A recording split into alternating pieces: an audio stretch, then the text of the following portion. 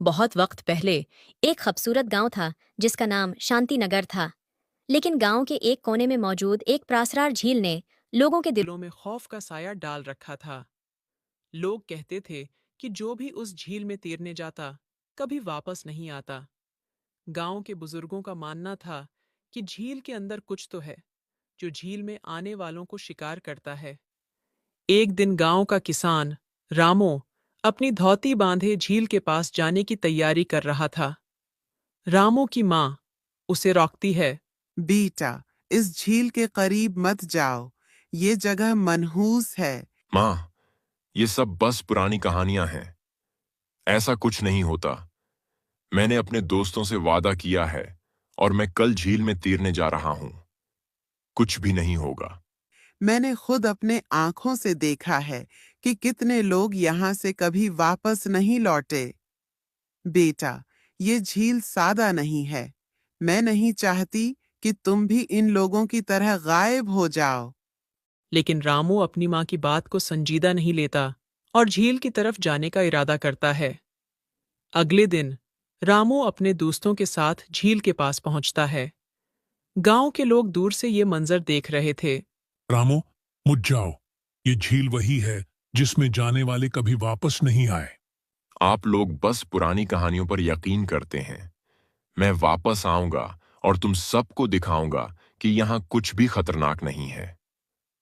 रामू अपने दोस्तों की तरफ देखकर पानी में दाखिल होता है। रामू झील में तैरने लगता है। अचानक झील के पानी में एक अजीब सी हलचल होती है। पानी की सतह पर एक खूबसूरत चेहरा नमूदार होता है। वो मरमड्ड थी जिसका ऊपरी हिस्सा इंसान का था और नीचे से वो मछली की मानंद थी।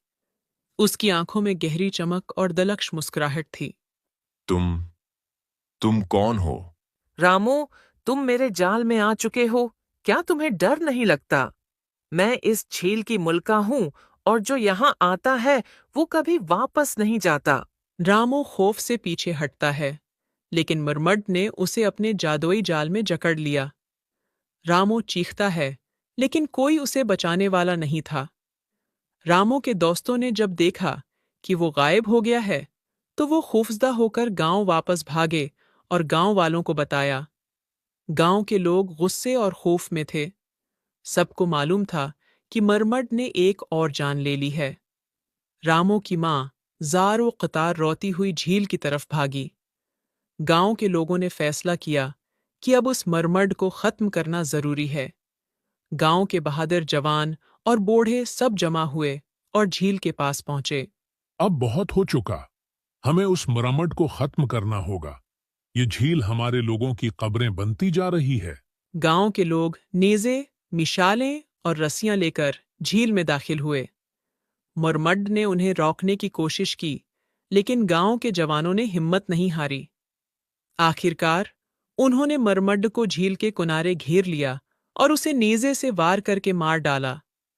तुम सबने मेरे साथ क्या किया, लेकिन मेरी लांछ तुम सबको हमेशा परेशान करेगी। मरमड की मौत के साथ झील का पानी एक बार फिर खामोश हो गया। मरमड की मौत के बाद झील का खौफ खत्म हो गया।